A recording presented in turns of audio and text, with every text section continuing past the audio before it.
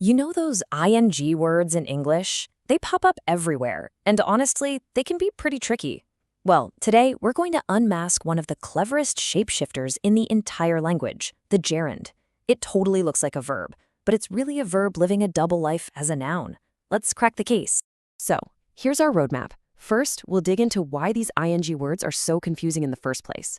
Then, we'll get properly introduced to our main character, the gerund, and see all the different jobs it can do. After that, we'll put it in an identity lineup to tell it apart from some lookalikes. And finally, we'll see how you can use gerunds to build bigger, more interesting phrases. All right, so why the big mystery? Well, it's because words that end in ing are like grammatical chameleons. Seriously, one minute they're a verb, the next they're a noun, and then poof, they're an adjective. Trying to pin them down can be a real headache. Yeah, just think about words like painting, traveling, or winning. Depending on how you use them in a sentence, they could be doing completely different things. So the big question is, how in the world do we tell them apart? That's exactly what we're here to figure out. Okay, let's get right to it and meet the star of our show, the gerund. Getting a handle on this one little guy is the key to solving a huge piece of the whole ing word puzzle. So here's the secret right here on the screen. A gerund is what you get when a verb decides to dress up and go to a party as a noun. You just take a verb, stick ing on the end, and boom, it's not doing the action anymore, it's the name of the action. It's basically a noun that still has all that verb DNA inside. Let's see this thing out in the wild. In a sentence like, cycling relaxes me immensely, cycling isn't what someone is actively doing. It's the name of the activity itself. It's the subject of the sentence. Or how about, Sahil is good at acting? Here, acting comes right after the word at, making it the object of a preposition. In both cases, you can see they're working as nouns, plain and simple. And because a gerund is just a verb playing the part of a noun, it can do pretty much any job a regular noun can do. It's incredibly versatile. Let's take a look at its resume. First up, a gerund can be the star of the whole show, the subject of the sentence. In these examples, praying and crying aren't actions people are doing at that moment. They're the concepts, the ideas that the whole sentence is built around. Next, a gerund can be the direct object.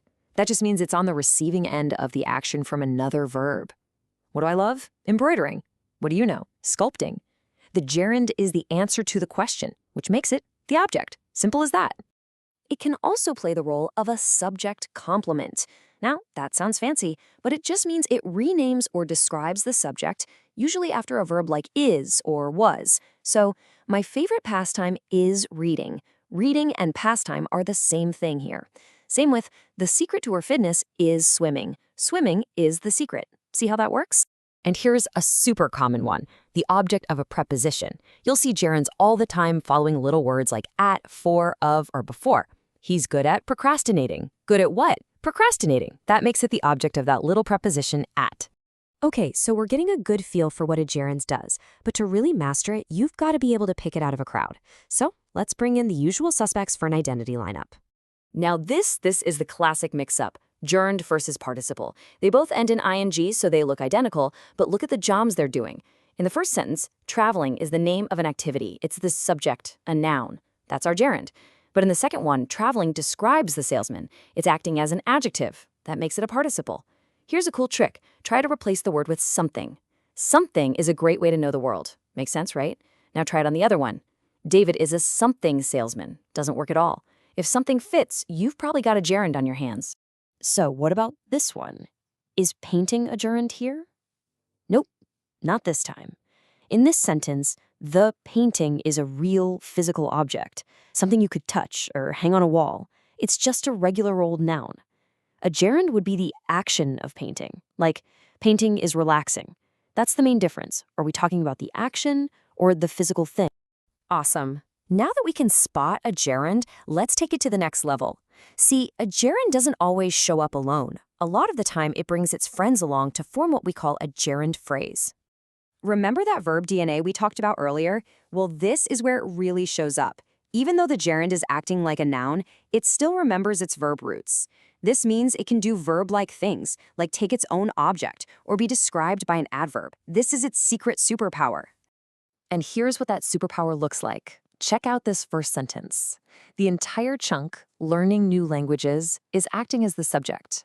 Learning is our gerund, and it's taking an object, new languages. In the second one, the phrase working hard is the object of the preposition for.